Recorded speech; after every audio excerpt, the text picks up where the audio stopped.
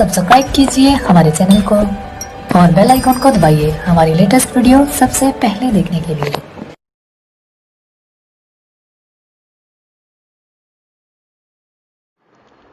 जैसा कि आज हम आपके कक्षा 10वीं की अर्थशास्त्र के अध्याय 4 को शुरुआत करेंगे और अभी हम यहाँ से शुरुआत करेंगे। और आपको बता दें, अगर आप बुक को रीडिंग करने से पहले अगर आप नोट्स का वीडियो देख लेंगे तो आपको बुक और बढ़िया से समझ में आएगा। लेकिन अगर आप जैसे नहीं रीडिंग किए हैं नोट्स का बुक तो मैं उसका लिंक डिस्क्रिप्शन में दे दूंगा नोट्स का, और आप जाकर आप प्राप्त कर सकते हैं। और ज़्यादा टाइम ना लेते हुए और हम यहाँ से शुरुआत करेंगे। और पहले पढ़ लें, फिर आपको चित्र को दिखा दूंगा आपको। आज के विश्व में उपभोक्ता के रूप में हम में से कुछ के सामने वस्तुएं और सेवाओं के विस्तृत विकल्प हैं। विश्व में शीर्ष विनिर्माताओं द्वारा निर्मित डिजिटल कैमरे, मोबाइल फोन और टेलीविजन के नवीनतम मॉडल हमारे लिए सुलभ हैं। हम हमेशा भारत की सड़कों पर गाड़ियों ने नए मॉडल देखे जाते हैं, माने गाड़ियों के नए मॉडल देखे जा सकते हैं। वो दिन गुजर गए जब भारत की सड़कों पर केवल अम्बेसडर और फिएट कारें ही दिखाई देती थीं। आज भारतीय विश्व की लगभग सभी शीर्ष कंपनियां द्वारा निर्मित कारें खरीद रहे हैं। अनेक दूसरी वस्तुओं के ब्रांड में भी इसी प्रकार की तीव्र वृद्धि देखी जा सकती है। कमीजों से लेकर टेलीविजनों को प्रसंस्कृत फलों का रस और देखेंगे आगे। हमारे बाजारों में वस्तुएं और बहुव्यापी विकल्प अपेक्षाकृत नवीन परिघटना हैं। 2 दशक पहले भी आपको भारत के बाजारों में वस्तुओं की ऐसी विविधता नहीं मिलेगी। कुछ ही वर्षों में हमारा बाजार पूर्णतः परिवर्तित हो गया। अब देखेंगे कैसे हुआ और हम इस तीव्र परिवर्तन को कैसे समझ सकते हैं। कौन कौन से कारक हैं जो इन परिवर्तनों को ला रहे हैं और इन परिवर्तन लोगों का जीवन किस प्रकार प्रभावित कर रहे हैं। और इस अध्याय में हम इन प्रश्नों पर विचार करेंगे। आप देखेंगे इस अध्याय में, और आपको जैसा कि चित्र दिखाने को आप कह रहे थे, आप देखेंगे ये चित्र आपको बाजार का दिखाया गया है। और यहाँ आप देखेंगे कपड़ा मजदूर का, कपड़ा का कारखाना दिखाया गया है यहाँ। और ये आपका बाजार का चित्र था। और अब हम ज़्यादा टाइम ना लेते हुए, वैसे लंबा वीडियो बनेगा, ये बहुत लंबा 10वीं की सब कह सकते हैं कि सब चैप्टर ही लंबा है। अंतर्देशीय उत्पादन। अब अंतर्देशीय उत्पादन हम देखेंगे क्या क्या है।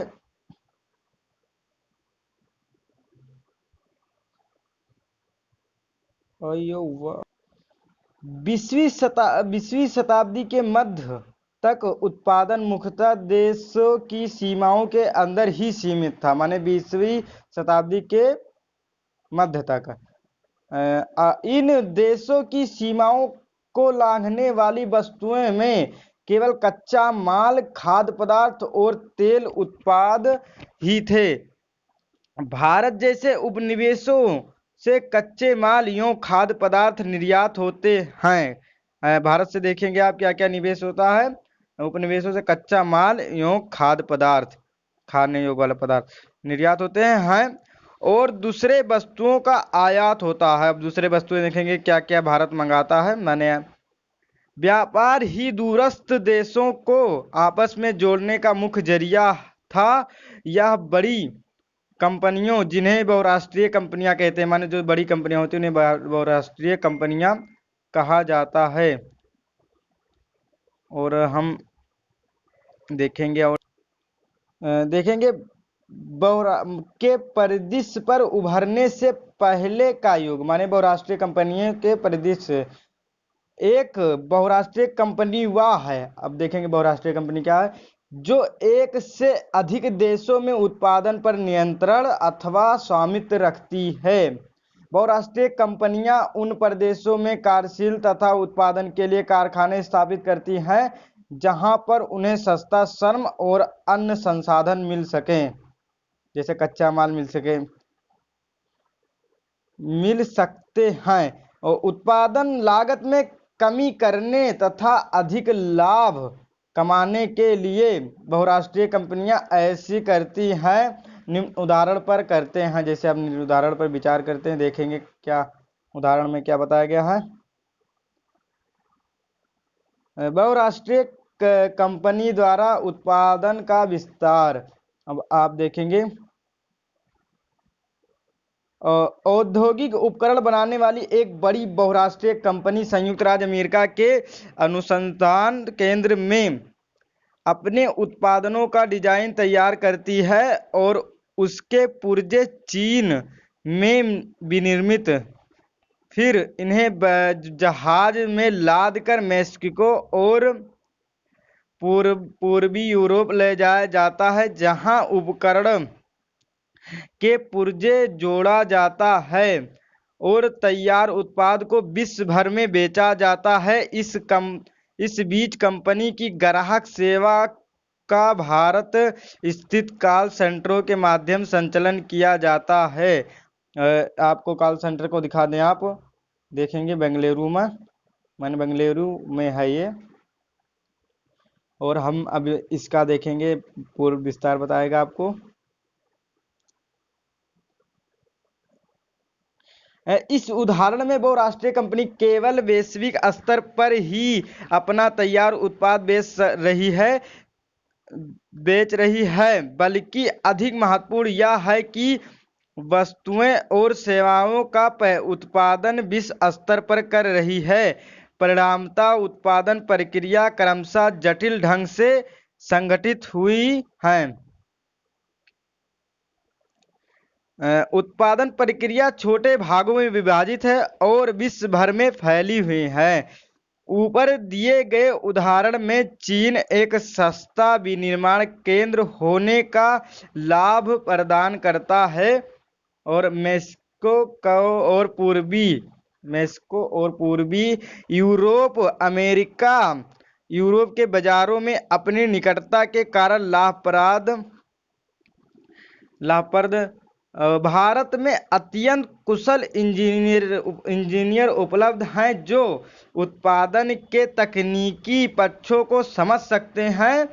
यहाँ अंग्रेजी बोलने वाले शिक्षित युवक भी हैं भारत में, जो ग्राहक देखभाल सेवाएं उपलब्ध करा सकते हैं। ये सभी चीजें बहुराष्ट्रीय कंपनी की लागत का लगभग 50-60% बचत कर सकती हैं। अतः वास्तव में सीमाओं के पार बहुराष्ट्रीय उत्पादन प्रक्रिया में प्रसार से असीमित लाभ हो सकता है। देखेंगे, वास्तव में सीमाओं के पार बहुराष्ट्रीय उत्पादन प्रक्रिया के प्रसार से असीमित लाभ हो सकता है, जिसका कोई सीमित नहीं पता, सीमित नहीं है। और हम इस पर विचार करेंगे, देखेंगे, जैसे यह दर्शाने के लिए निम्न कथन को पूर्ति करें कि वस्त्र उद्योग में उत्पादन प्रक्रिया कैसे विश्व भर में फैली है, माने हुई है, और ऐसा ब्रांड लेबल पर मेड इन थाईलैंड, माने एक ब्रांड लेबल पर मेड इन थाईलैंड लिखा था, परंतु उसमें एक भी थाई उत्पाद नहीं है। हम विनिर्माण प्रक्रिया का विश्लेषण करते हैं तो प्रत्येक चरण में सर्वोत्तम निर्माण को देखते हैं। हमें इसे विश्व स्तर पर कर रहे हैं। हमें वस्त्र निर्माण में कंपनी कोरिया के सूत ले सकती है। तो कंपनी का नाम होगा उसमें, और क्या, मेड इन कंपनी जिस देश का होगा उसी को नाम आप लिख सकते हैं यहाँ पर। और अब हम विश्व भर के उत्पादन को एक दूसरे से जोड़ना अब देखेंगे कैसे जोड़ता है।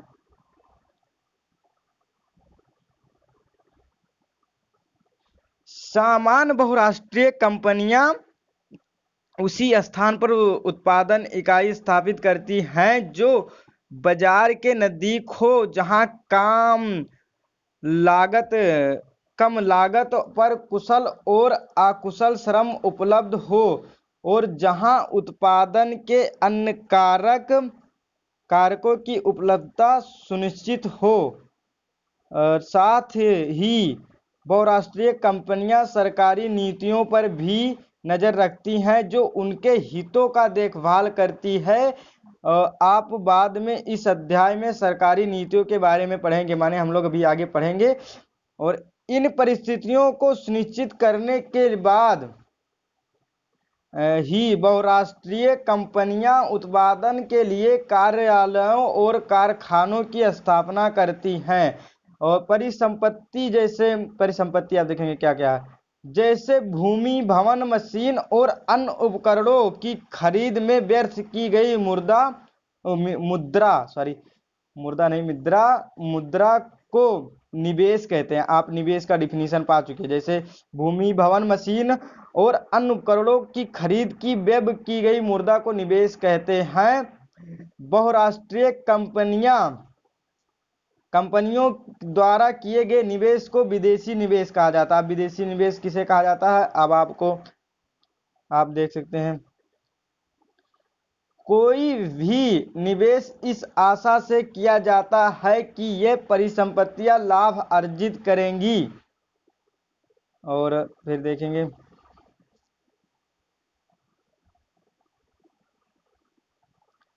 कभी कभी बहुराष्ट्रीय कंपनियां इन देशों की स्थानीय कंपनियों के साथ संयुक्त रूप से उत्पादन करती हैं। संयुक्त उत्पादन से स्थानीय कंपनी को दोहरा लाभ होता है। पहला, बहुराष्ट्रीय कंपनियां अतिरिक्त निवेश के लिए धन प्रदान कर सकती हैं, जैसे कि तीव्र उत्पादन के लिए मशीनें खरीदने के लिए। दूसरा, बहुराष्ट्रीय कंपनियां उत्पादन की नवीनतम प्रौद्योगिकी अपने साथ ला सकती हैं।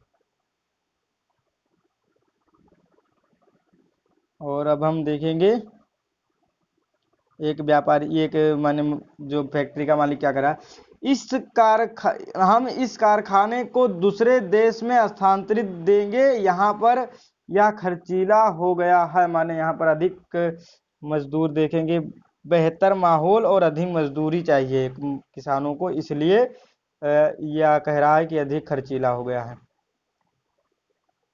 और हम देखेंगे, लेकिन बहुराष्ट्रीय कंपनियों के निवेश का सबसे आम रास्ता स्थानीय कंपनियों को खरीदना और उसके बाद उनका उत्पादन का प्रसार करना, और अपार संपदा वाली बहुराष्ट्रीय कंपनियां यह आसानी से कर सकती हैं। उदाहरण के लिए एक बहुत बड़ी अमेरिकी बहुराष्ट्रीय कंपनी कारगिल फूड्स ने परख फूड जैसी छोटी भारतीय कंपनियों को खरीद लिया। परख फूड ने भारत के विभिन्न भागों में एक बड़ा विपणन तंत्र तैयार किया था, जहां उसके ब्रांड काफी प्रसिद्ध थे। परख फूड्स के 4 तेल शोधक केंद्र भी थे। परख फूड्स के देखेंगे, जिस पर अब कारगिल का नियंत्रण हो गया था। अब कारगिल 50 लाख पैकेट प्रतिदिन निर्माण क्षमता के साथ भारत में खाद्य तेलों की बड़ी उत्पादक कंपनी है। वास्तव में कई शीर्षक बहुराष्ट्रीय कंपनियों की संपत्ति विकासशील देशों की सरकारों के संपूर्ण बजट से भी अधिक है। ऐसा अपार संपत्ति वाली बहुराष्ट्रीय कंपनियों की शक्ति को प्रभाव पर माने शक्ति और प्रभाव पर विचार करें। देखेंगे, विचार हम करेंगे। बहुराष्ट्रीय कंपनियां एक अन्य तरीके से उत्पादन नियंत्रित करती हैं। विकसित देशों की बड़ी बहुराष्ट्रीय कंपनियां छोटे उत्पादकों को उत्पादन का ऑर्डर देती हैं। वस्त्र, जूते, चप्पल व खेल के सामान ऐसे उद्योग हैं जहां विश्व भर में बड़ी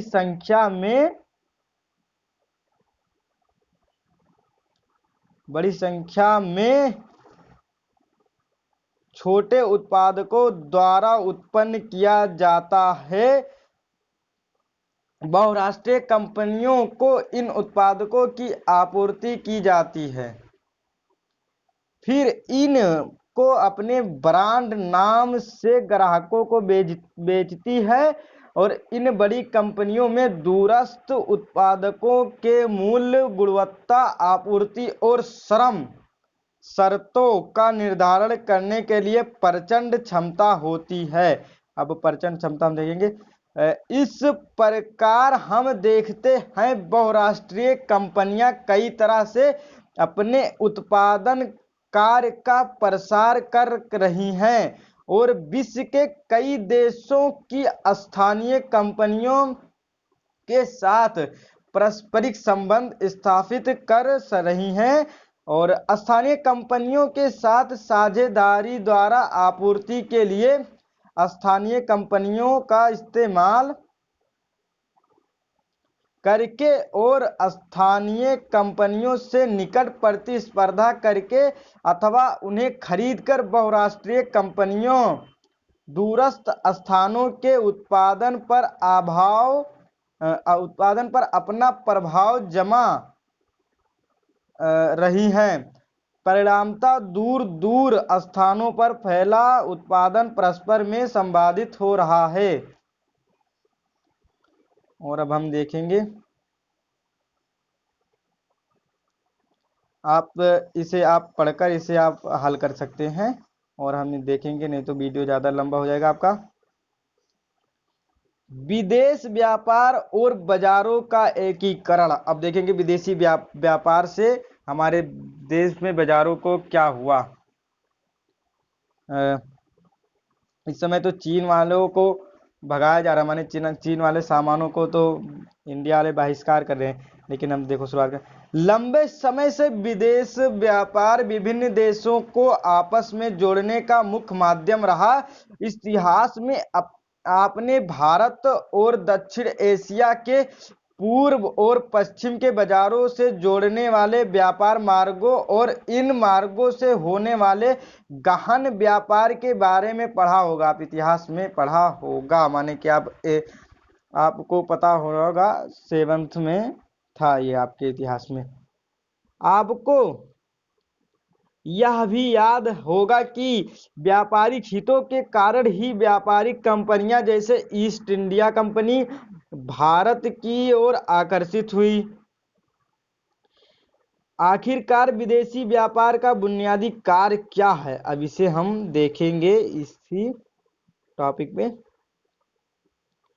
सरल शब्दों में कहा जाए तो विदेश व्यापार घरेलू बाजारों अर्थात अपने देश के बाजारों से बाहर के बाजारों में पहुंचने के लिए उत्पादकों को एक अवसर प्रदान करता है। उत्पादक केवल अपने देश के बाजारों में ही अपने उत्पाद नहीं बेच सकते, बल्कि विश्व के अन्य देशों के बाजारों में भी प्रतिस्पर्धा कर सकते हैं, माने कि दिखा सकते हैं, बेच सकते हैं। और इसी प्रकार दूसरे देशों में उत्पादित वस्तुओं के आयात से खरीदारों के समक्ष उन वस्तुओं के घरेलू उत्पादन के अन्य विकल्पों पर विस्तार होता है। अब देखेंगे क्या, आप ये चित्र देख सकते हैं। आप तो इंग्लिश के जानकार हैं, आप इंग्लिश में पढ़ लेंगे।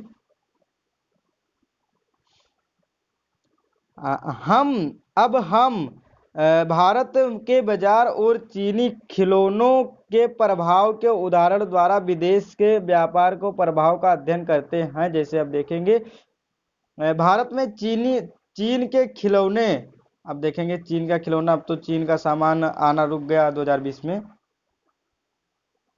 चीन के विनिर्माताओं को भारत में खिलौने निर्यात करने को एक अवसर पता चलता है, जहां खिलौने अधिक मूल्य पर बेचे जा रहे हैं, वे भारत को खिलौने निर्यात करना आरंभ कर देते हैं। अब भारत खरीदारों के पास भारतीय और चीनी खिलौने के बीच चयन करने का विकल्प है। सस्ते दाम व नवीन डिजाइनों के कारण चीनी खिलौने भारतीय बाजारों में अधिक लोकप्रिय हैं। अब आपसे आ सकता है क्वेश्चन की माने कि चीनी खिलौने भारतीय बाजारों में क्यों अधिक लोकप्रिय हैं। 2 नंबर या 1 नंबर में आ सकता है। तो आपको पता होना चाहिए कि सस्ते दाम और नवीन डिजाइन के कारण आप कह सकते हैं। एक वर्ष में ही खिलौने की 70-80% दुकानों में भारतीय खिलौने का स्थान चीनी खिलौने ने ले लिया। अब भारत के बाजारों में देखेंगे क्या हुआ।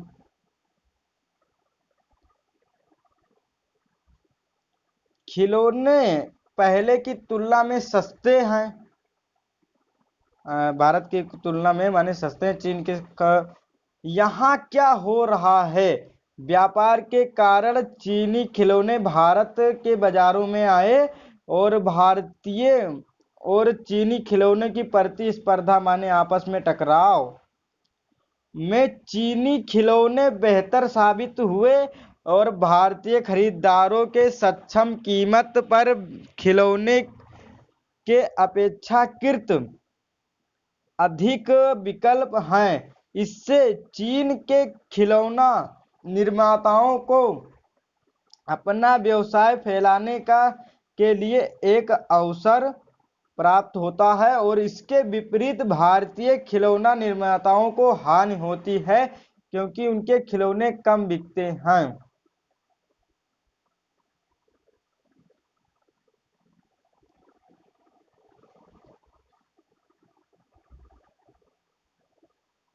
अब देखेंगे आप, समानता व्यापार के खुलने से वस्तुओं का एक बाजार से दूसरे बाजार में आवागमन होता है।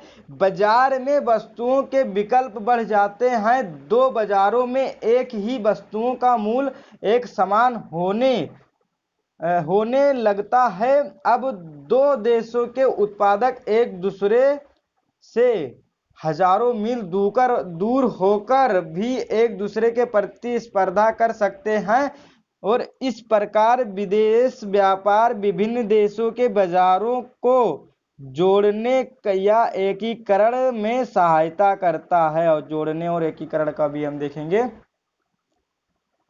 और आप यहाँ देखेंगे, चाहे चित्र, ये कपड़ा बेच रहा है,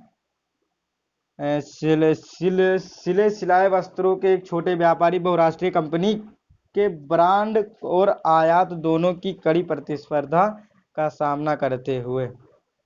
और आप देखेंगे अब सिलाया कपड़ा अब कम ही सब लोग पहनते हैं। अब सब कह सकते हैं कि जो फैक्ट्रियों द्वारा माने ब्रांडेड सामान आता है उसे सब पहनना चाहते हैं। और आप देखेंगे पहला क्वेश्चन, अतीत में देशों को जोड़ने वाला मुख्य माध्यम क्या था। आप पढ़ चुके हैं ऊपर व्यापार। और अब यह अलग कैसे हो गया। अब देखेंगे अब अलग इसलिए हो गया क्योंकि प्रतिस्पर्धा चलने लगी, आपस में टकराव चलने लगी और अब इसे कुछ सरकार के कानूनों को भी मानना पड़ता है वहाँ देश के। और विदेश व्यापार और विदेशी निवेश में अंतर। विदेश व्यापार जो विदेश में सामान इधर उधर पहुंचाया जाता है, और विदेशी निवेश आपने भी ऊपर एक डिफिनेशन पढ़ा हुआ था, जो विदेशी लोग अपने सामान माने दूसरे देश में उस सामान जो खरीदते हैं उसे विदेशी निवेश कहा जाता है। माने कि जो पैसा निवेश पर लगाते हैं वही विदेशी लोग। और हाल के वर्षों में चीन भारत से इस्पात आयात कर रहा है। व्याख्या करें, चीन द्वारा इस्पात का आयात कैसे प्रभावित करेगा। आप देखेंगे चीन की इस्पात कंपनियों को, देखेंगे चीन भारत से आयात कर रहा है, माने मंगा रहा है। तो आप देखेंगे भारत की इस्पात कंपनियों को चीन में अन्य औद्योगिक वस्तुओं के उत्पादन के लिए इस्पात खरीदने वाले उद्योगों को बढ़ाएगा। और भारत की इस्पात कंपनियों को फायदा हो रहा है और चीन की इस्पात कंपनियों को, अच्छा देखेंगे आप, चीन की इस्पात कंपनियों को अभी उन्हें जरूरत है बढ़ाने को का। आप देखेंगे चीन की इस्पात कंपनियों को बढ़ाने की जरूरत पड़ेगी कि इस्पात वो अपने घर ही को किसी तरह बनाने की कोशिश करें। और भारत की इस्पात कंपनियों को अपने आप में बढ़ाने की जरूरत पड़ेगी ताकि कि और ज़्यादा खरीदें बाहरी लोग। और चीन में अन्य औद्योगिक वस्तुओं के उत्पादन के लिए इस्पात खरीदने वाले उद्योगों को कम करना चाहेंगे ताकि कि बाहर से ना मंगाना पड़े उन्हें, या बेचना भी चाहेंगे ज़्यादा कि ज़्यादा बिकेगा तो ज़्यादा मंगाएंगे। चीन के बाजारों में भारत से इस्पात का आयात किस प्रकार दोनों देशों के इस्पात बाजार में एकीकरण में सहायता करेंगी। अब यहाँ से जब कम होगा, माने भारत से कम होगा तो भारत में भी दिक्कत करेगा, और चीन में जब ज़्यादा हो जाएगा तो चीन में भी दिक्कत करेगा वहाँ की वस्तु से। और अब हम देखेंगे वैश्वीकरण क्या है। विगत 2-3 दशकों से अधिकांश बहुराष्ट्रीय कंपनियां विश्व में उन स्थानों की तलाश कर रही हैं जो उनके उत्पादन के लिए सस्ते हों। अच्छा, और इस देशों में बहुराष्ट्रीय कंपनियों के निवेश में वृद्धि हो रही है। साथ ही विभिन्न देशों के बीच विदेश व्यापार में भी तीव्र वृद्धि हो रही है, और विदेश व्यापार का एक बड़ा भाग बहुराष्ट्रीय कंपनियों द्वारा नियंत्रित है। जैसे भारत में फोर्ड मोटर्स का कार संयंत्र केवल भारत के ही कारों का निर्माण नहीं करता, बल्कि वह अन्य विकासशील देशों को कार और विश्व भर में अपने कारखाने के लिए कार पुर्जों का भी निर्यात करता है। और इसी प्रकार अधिकांश बहुराष्ट्रीय कंपनियों के क्रियाकलाप में वस्तुओं और सेवाओं का बड़े पैमाने पर व्यापार शामिल होता है। और अब हम देखेंगे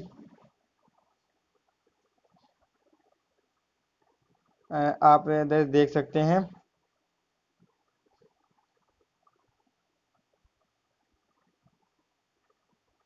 अधिक विदेश व्यापार और अधिक विदेशी निवेश के परिणाम स्वरूप भारत विभिन्न देशों के बाजारों एवं उत्पादनों में एकीकरण हो रहा है। आप देखेंगे अधिक विदेश व्यापार और अधिक विदेशी निवेश के परिणाम स्वरूप अब देखेंगे विभिन्न देशों के बीच परस्पर संबंध और तीव्र एकीकरण की प्रक्रिया ही वैश्वीकरण है। और बहुराष्ट्रीय कंपनियां वैश्वीकरण की प्रक्रिया में मुख्य भूमिका निभा रही हैं। विभिन्न देशों के बीच अधिक से अधिक वस्तुओं और सेवाओं, निवेश और प्रौद्योगिकी का आदान प्रदान हो, देखेंगे किस तरह और हो रहा है। विगत कुछ दशकों की तुलना में विश्व, माने 10 साल के विश्व के अधिकांश भाग एक दूसरे के अपेक्षाकृत अधिक संपर्क में आए, माने व्यापार की वजह से, और वस्तुओं और सेवाओं, निवेशों और प्रौद्योगिकी के अतिरिक्त विभिन्न देशों को आपस में जोड़ने का एक और माध्यम हो सकता है। देखेंगे वो माध्यम का हो सकता है। यह माध्यम यह माध्यम है विभिन्न देशों के बीच लोगों का आवागमन प्रायः लोग बेहतर आय, बेहतर रोजगार व शिक्षा की तलाश में एक देश से दूसरे देश में आवागमन करते हैं। अब आप देख सकते हैं कि व्यापार को छोड़कर और भी कई चीजों में एक देश से दूसरे देश से जुड़ते हैं सब लोग। जैसे बेहतर आय, बेहतर रोजगार, शिक्षा की तलाश, एक देश के दूसरे देश में आवागमन करते हैं, किंतु विगत कुछ दशकों में अनेक प्रतिबंधों के कारण विभिन्न देशों के बीच लोगों को आवागमन में अधिक वृद्धि नहीं हुई है। अब जैसे देखेंगे हम,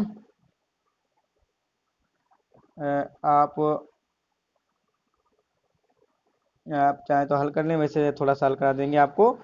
वैश्वीकरण प्रक्रिया में बहुराष्ट्रीय कंपनियों की क्या भूमिका है? आप देखेंगे वैश्वीकरण के में भूमिका ये रहेगी कि उनको कि जो बाहरी वस्तुएं हैं सस्ती बिकाएंगी, और वो सोचते हैं, और यहाँ के किसानों को भी रोजगार भी मिलेगा, लेकिन सस्ता में मिलेगा वो भी।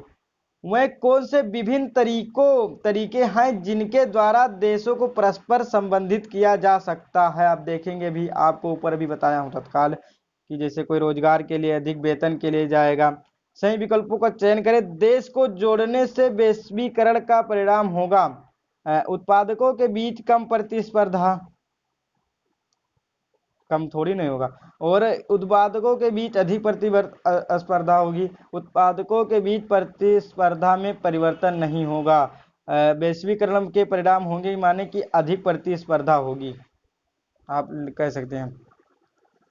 और अब हम देखेंगे वैश्वीकरण को संभव बनाने के वाले कारक। अब देखेंगे क्या कारक है। प्रौद्योगिकी में तीव्र उन्नति व मुख्य कारक हैं। वह माने वैश्वीकरण को संभव बनाने वाले कारक हैं प्रौद्योगिकी में तीव्र उन्नति। आप याद रखिएगा, एक नंबर में आ सकता है आपके, माने क्वेश्चन में आ सकता है।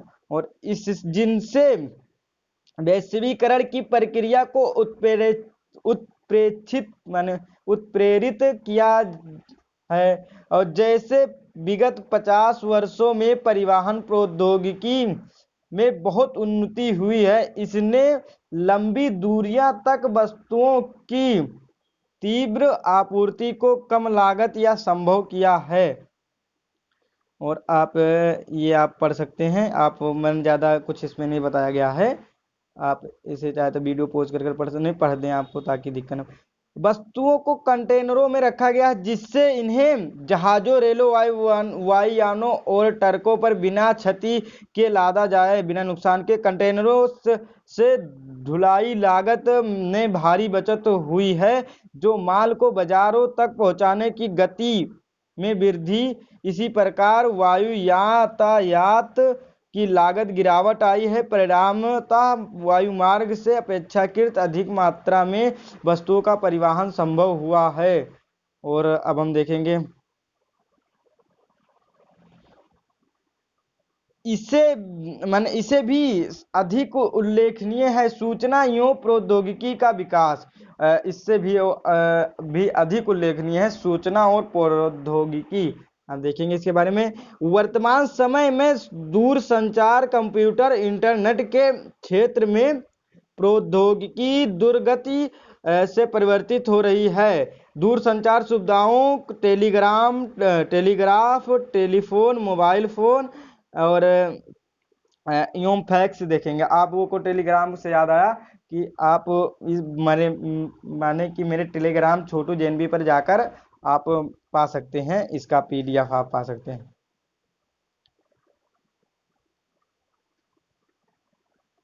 देखेंगे आप, सुविधाओं का विश्व भर में एक दूसरे से संपर्क करने, सूचनाओं को तत्काल प्राप्त करने और दूरवर्ती क्षेत्रों से संवाद करने का प्रयोग किया जाता है। ये सुविधाएं उपग्रहों द्वारा सुगम हुई हैं। जैसा कि आप जानते होंगे, जीवन के लगभग प्रत्येक क्षेत्र में कंप्यूटर का प्रवेश हो गया है। आपने इंटरनेट के चमत्कारिक संसार में प्रवेश किया होगा, जहां जो कुछ भी आप जानना चाहते हैं, जिसे आप क्रोम से भी जान सकते हैं। और इंटरनेट तो है ही है भैया, इंटरनेट तो क्रोम इंटरनेट से चलता है। और लगभग उसकी जानकारी प्राप्त करते हैं और सूचनाओं को आपस में बांट सकते हैं। और इंटरनेट से हम तत्काल इलेक्ट्रॉनिक डाक जैसे ईमेल भेज सकते हैं तथा अत्यंत कम मूल्य पर विश्व भर में वॉइस मेल कर सकते हैं। माने कि अब तो वीडियो कॉलिंग भी कर सकते हैं। अब तो तमाम ऐप प्रोवाइड हो गया है जिसके जरिए हम तमाम विदेशी कंपनियां एक साथ मिलकर माने कोरोना काल में भी बात कर सकती हैं, वीडियो कॉलिंग। और अब हम देखेंगे, लेकिन बिजली कहाँ है, माने कि बिजली की भी ज़रूरत पड़ती है आपको इसके लिए। और आप एक कहानी आप देखेंगे और इसी कहानी के साथ सूचना एवं संचार प्रौद्योगिकी संक्षेप में आईटी ने विभिन्न देशों के बीच सेवाओं के उत्पादन प्रसार के क्या मुख्य भूमिका निभाई। हम देखेंगे कैसे वैश्विक संचार प्रौद्योगिकी का उपयोग लंदन के पाठकों के लिए प्रकाशित एक समाचार पत्रिका की डिजाइनिंग और छपाई दिल्ली में की जानी है। पत्रिका का पाठ्य विषय इंटरनेट के द्वारा दिल्ली कार्यालय में भेज दिया गया, और मैंने लंदन से दिल्ली में भेज दिया जाता है। और दिल्ली कार्यालय के डिजाइनर दूर संचार सुविधाओं का प्रयोग करके लंदन कार्यालय से पत्रिका डिजाइन के बारे में निर्देश प्राप्त करते हैं। और डिजाइन को तैयार करने का काम कंप्यूटर पर किया जाता है। छपाई के बाद पत्रिकाओं को वायु मार्ग से लंदन भेजा जाता है। और यहाँ तक कि डिजाइन और छपाई के पैसे भुगतान इंटरनेट माने ई बैंकिंग के द्वारा लंदन के एक बैंक से दिल्ली के एक बैंक में तत्काल कर दिया जाता है। आओ इन पर विचार करें। ऊपर दिए गए उदाहरण में उत्पादन में प्रौद्योगिकी के प्रयोग का उल्लेख करने वाले शब्दों को रेखांकित कीजिए। जैसे इंटरनेट आपका हो गया और बैंक हो गया, ये सब प्रौद्योगिकी में आपको आ जाएगा। और जो ईमेल द्वारा भेजा गया वो भी कह सकते हैं। सूचना प्रौद्योगिकी वैश्वीकरण से कैसे जुड़ी हुई है?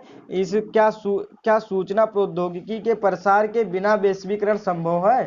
नहीं, संभव नहीं है, क्योंकि सूचना प्रौद्योगिकी से हमको माने कि काम करने में और कम समय में माने सुविधा हो जाती है। वैसे आप डाक के द्वारा भेजते तो कई दिन लग जाता और कई दिन अब टाइम भी बचत हो। और हम देखेंगे थोड़ा सा, यह बहुत अच्छी पत्रिका लग रही है, लेकिन मेरी पाठ्य पुस्तिका की छपाई ऐसी क्यों नहीं है? मैं अपनी पुस्तक में बड़ी मुश्किल से शब्दों को पढ़ पाती हूँ। नहीं मेरे बच्चे, ये कह रहे नहीं बच्चे, यह छपाई मशीन आम भारतीयों के लिए नहीं है, और जो ज़्यादा पैसा लगाएगा उसके लिए है। और अब हम इसी तरह माने कि अब इसे ख़त्म करेंगे पार्ट 1 को।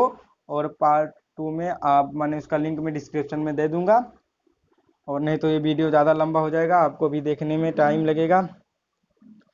और उसका लिंक मैं डिस्क्रिप्शन में दे दूंगा। और ज़्यादा टाइम ना लेते हुए आप मेरे चैनल को सब्सक्राइब करें और लाइक करें और कमेंट करना ना भूलें। जहाँ मुझसे गलती है उसे बताने की कोशिश करें आप। और अगले पार्ट में हम विदेश व्यापार तथा विदेशी निवेश का उदारीकरण हम देखेंगे।